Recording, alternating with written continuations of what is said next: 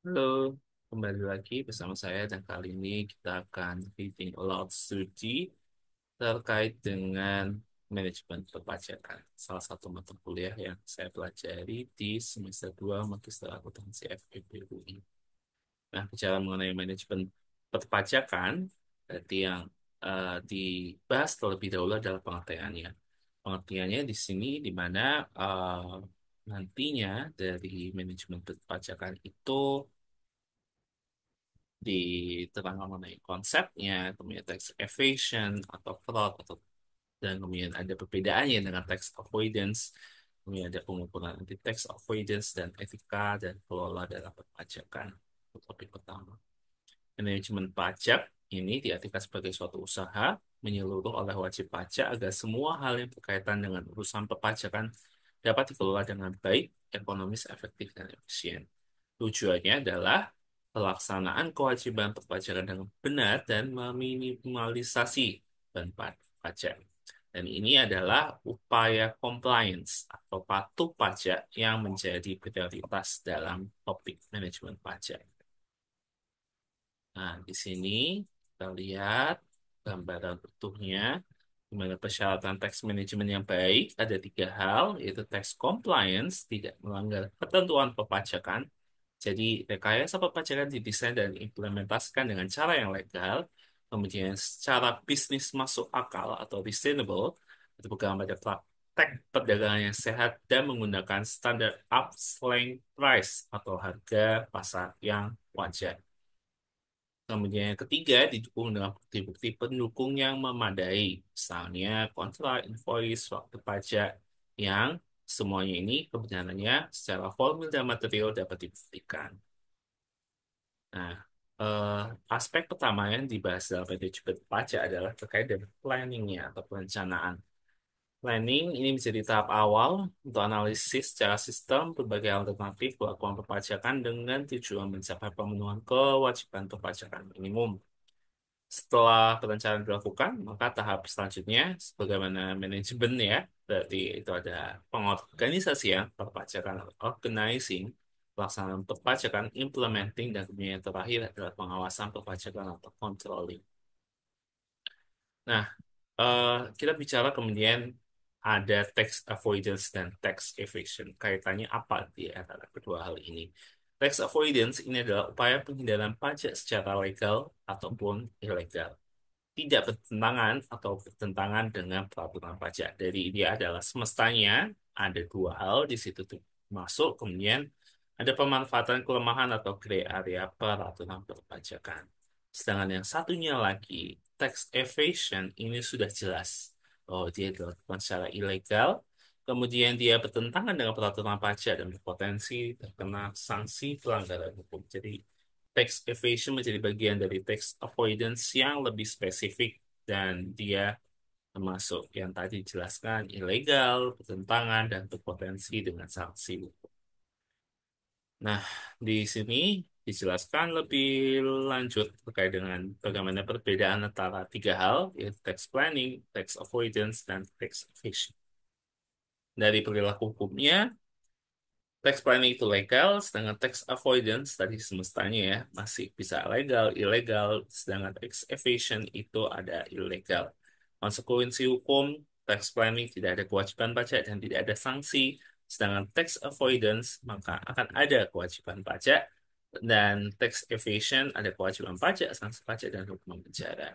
Sudah pandang pemerintah kalau untuk tax planning ini menerima, sedangkan untuk avoidance dan evasion pemerintah dalam hal ini Kementerian Keuangan dan kemudian Direktorat Jenderal Pajak ini menolak. Tax avoidance dilakukan dengan tiga cara, yaitu pertama menahan diri dengan wajib pajak tidak melakukan sesuatu yang bisa dikenai pajak, pindah lokasi, memindahkan lokasi usaha atau domisili ke tarif pajak yang lebih tinggi dari lokasi yang sebelumnya tarif pajaknya, memindahkan dari yang lebih tinggi ke lokasi yang tarif pajaknya lebih rendah. Kemudian penghindaran pajak secara yuridis. Kebijakan anti-tax avoidance atau unacceptable dan agresif ini di umumnya suatu negara menerbitkan ketentuan pencegahan penghindaran pajak yang diatur dengan ada dua hal. SAR dan kemudian GAAR. Specific Anti-Avoidance Rule berarti ketentuan anti penghindaran pajak yang bersifat khusus untuk mencegah suatu skema transaksi penghindaran pajak tertentu seperti skema transfer pricing, capitalization, variety shopping, dan kemudian control foreign corporation atau CFC. General Anti-Avoidance Rule, GAR, berarti ini ketentuan anti penghindaran pajak yang bersifat umum untuk mencegah transaksi yang semata-mata dilakukan oleh subjek pajak untuk penghindaran pajak atau transaksi yang tidak memiliki substansi bisnis. Nah, ini diterangkan terkait dengan tadi ya, spesifik SAR, transfer pricing, ini adalah kebijakan yang diatur oleh perusahaan untuk menentukan harga transfer atas suatu transaksi, baik harga atas barang, jasa, atau tak berwujud atau transaksi finansial yang dilakukan oleh perusahaan. In capitalization ini adalah keadaan di mana sebuah perusahaan memiliki utang yang lebih besar ketika dibandingkan dengan modal yang tersedia. Nah, ini ada nanti dikenal istilah rasio debt to equity ratio.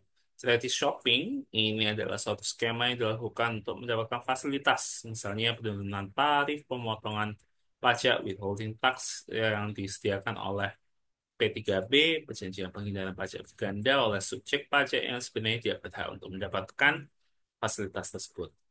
CFC ini perusahaan kendali yang dimiliki oleh wajib pajak dalam negeri yang berada di negara-negara yang mengenakan pajak rendah atau tidak mengenakan pajak sama sekali, atau dikenal sebagai tax haven country, yang dimaksud dengan yang dibentuk dengan maksud untuk menunda pengakuan penghasilan dalam rangka tax avoidance.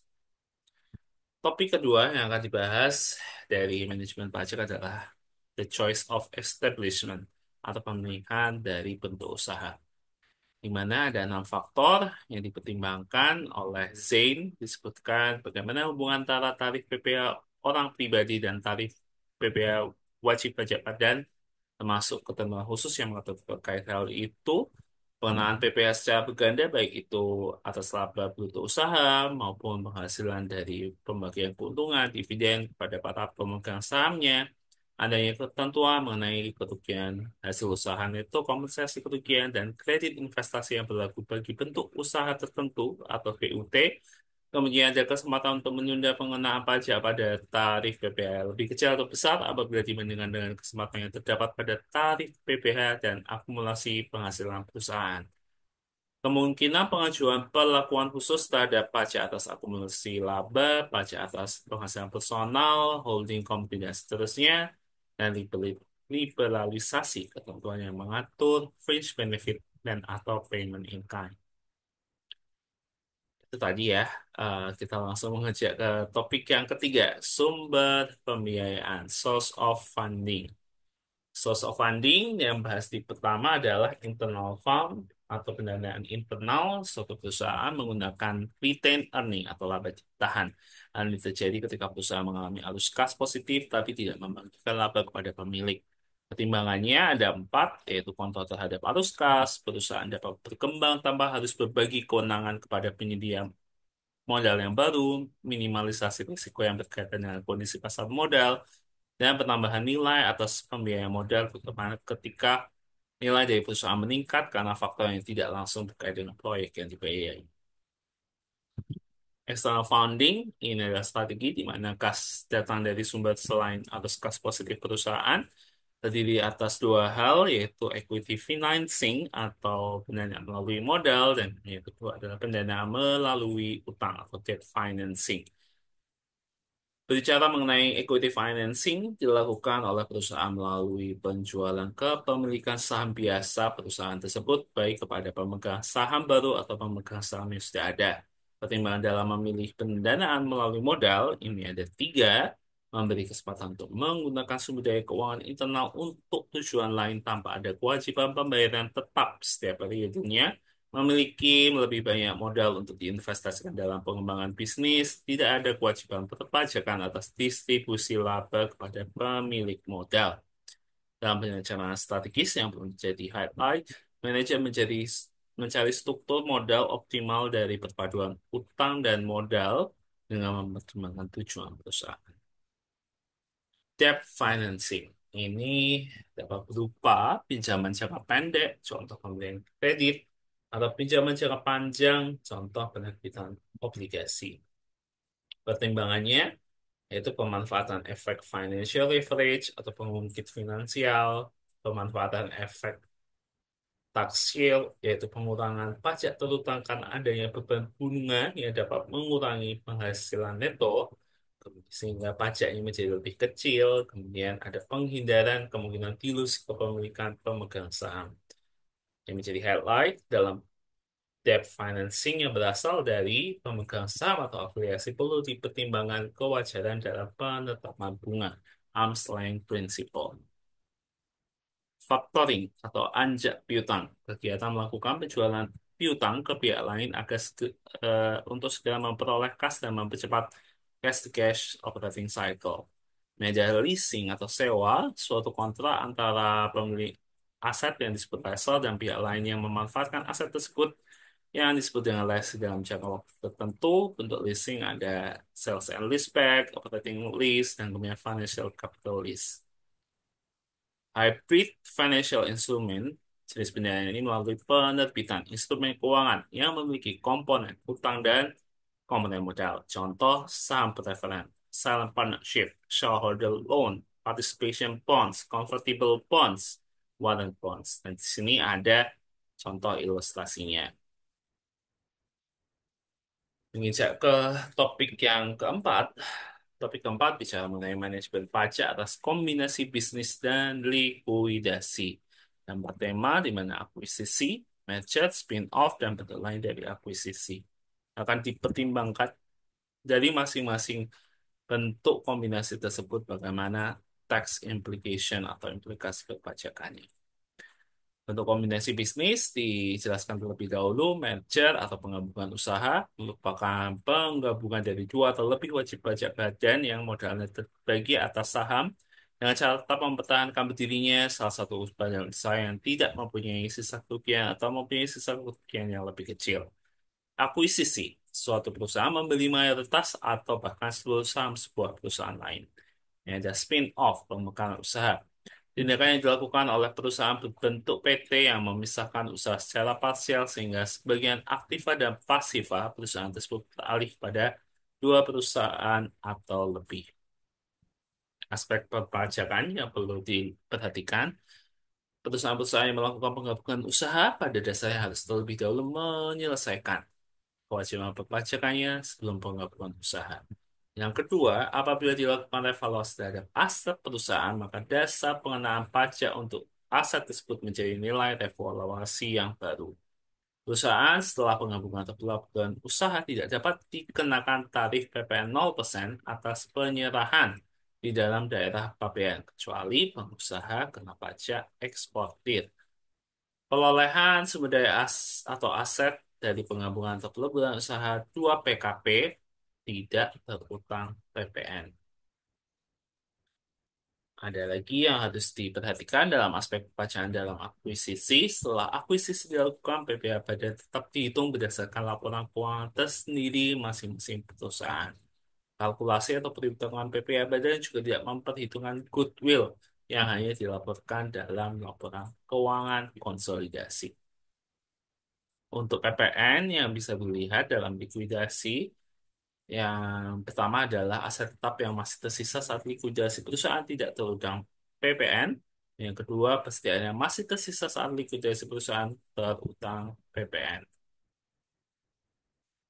Topik yang terakhir yang akan dibahas dalam manajemen pajak part pertama ini adalah manajemen pajak ada struktur inbound dan outbound investment.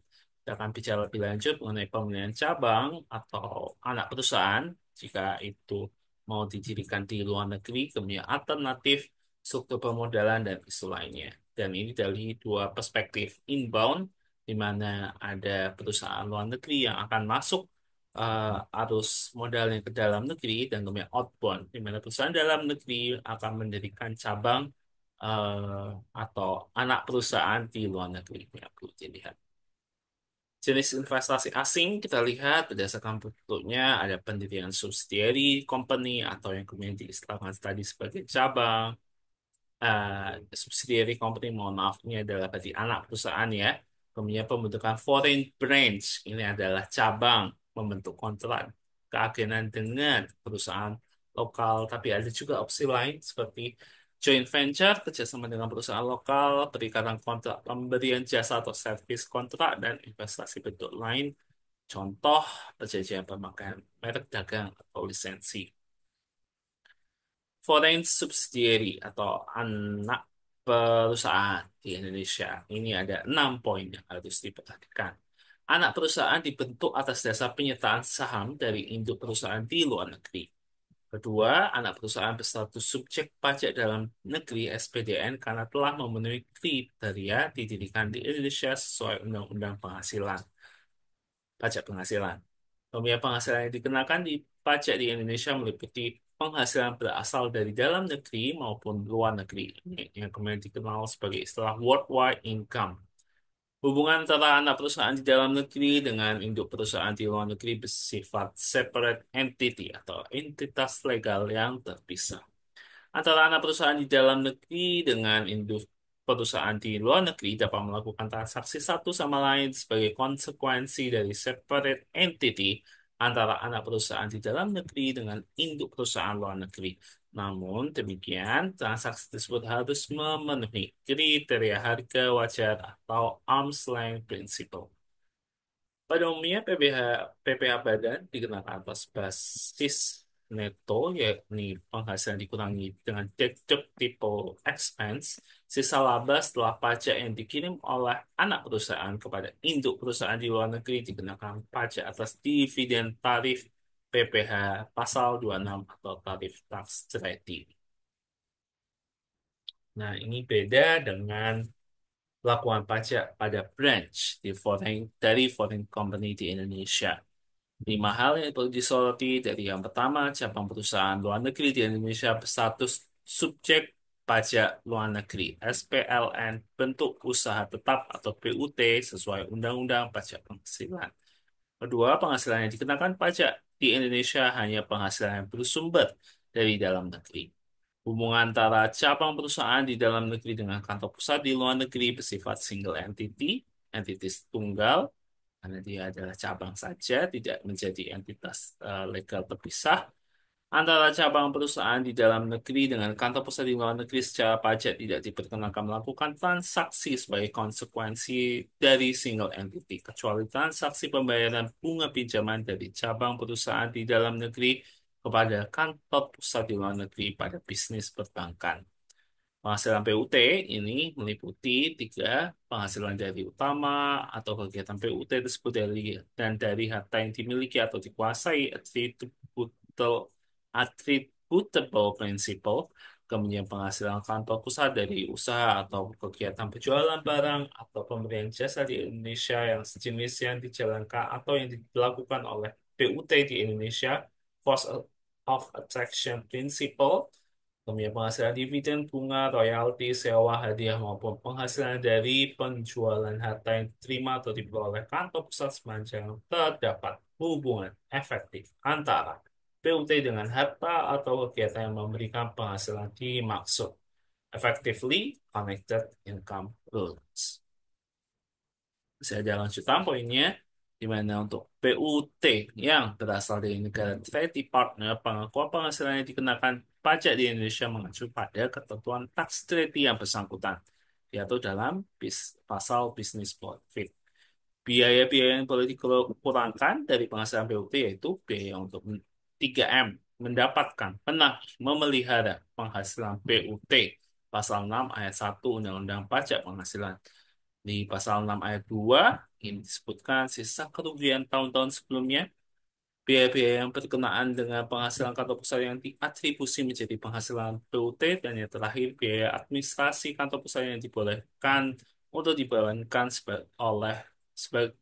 adalah biaya yang berkaitan dengan usaha atau kegiatan PUT yang biasanya ditetapkan oleh Direktur Jenderal Pajak. Biaya-biaya yang tidak boleh dikurangkan dari penghasilan PUT yaitu biaya-biaya sebagaimana tercantum dalam pasal 9 ayat 1 Undang-Undang Pajak Penghasilan, Pembayaran kepada kantor pusat yang tidak boleh dibebankan sebagai biaya yaitu pasal 5 ayat 3 huruf B Undang-Undang Pajak Penghasilan. Royalti atau imbalan lainnya sehubungan penggunaan harta, paten, dan hak-hak lain, imbalan sehubungan dengan jasa manajemen dan jasa lainnya, bunga, kecuali bunga yang berkenaan dengan usaha perbankan. Nah, di sini jelaskan lebih rinci mengenai bentuk usaha tetap atau BUT yang tadi sudah disebut-sebut. BUT adalah bentuk usaha yang dipergunakan oleh subjek pajak luar negeri, baik orang pribadi dan badan untuk menjalankan usaha dan atau melakukan kegiatan di Indonesia. Keberadaannya dapat diidentifikasi dalam kelompok BUT fasilitas fisik, di mana ada lembaga kedudukan manajemen, cabang, kantor, representatif office, pabrik, bengkel, gudang, ruang untuk promosi, penjualan, pertambangan, dan penggalian sumber daya alam. PUT-nya aktivitas, maka itu berupa proyek konstruksi, instalasi, kegiatan pengawasan atas proyek tersebut, pemberian jasa termasuk jasa konsultan melalui karyawan atau orang lain yang dipekerjakan selama 60 hari dalam waktu 16 ke 12 bulan. PUT keagenan akan dianggap sebagai PUT jika perusahaan asing menjalankan suatu usaha di Indonesia melalui perusahaan lain yang bertindak sebagai agen tidak bebas, independent agent. Agen ini dalam melaksanakan usahanya bertindak untuk dan atau atas nama perusahaan asing tersebut. BUT asuransi yaitu dalam bentuk joint venture. Aspek perpajakan, kantor cabang luar negeri atau branch, laba kena pajak yang diperoleh branch di luar negeri menambah penghasilan kantor pusat dalam perhitungan PBA Badan dan pajak yang dibayar di luar negeri atas laba kena pajak tersebut diperhitungkan sebagai kredit PPA 24. Dan pasal penyerahan BKP yang dilakukan oleh kantor cabang luar negeri terutang PPN. Itu yang bisa saya sampaikan terkait dengan manajemen pajak pada part pertama. Sekian, semoga bermanfaat. Salam akuntansi.